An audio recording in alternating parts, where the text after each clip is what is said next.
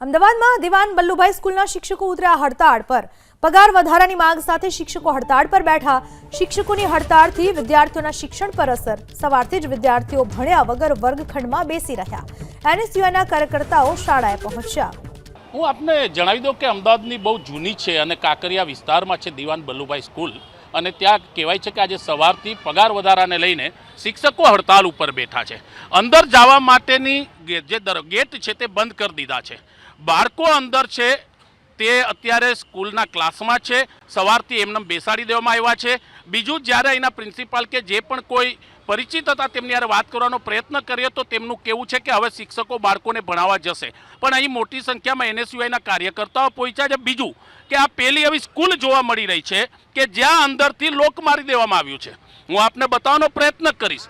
બાળકોની સિક્યુરિટી પ્રાથમિકતા હોય, બાળકોની સલામતી સૌથી પહેલાં હોય, પણ આ રીતના સ્કૂલને લોક મારવું, કોઈ અંદર ના આવી શકે, કોઈ બહાર ના આવી શકે તેવી સ્થિતિ છે। એક દીકરી જે આપ જોઈ રહ્યા છો કે સિક્યુરિટીવાળા પણ તેમને ના પાડી રહ્યા છે।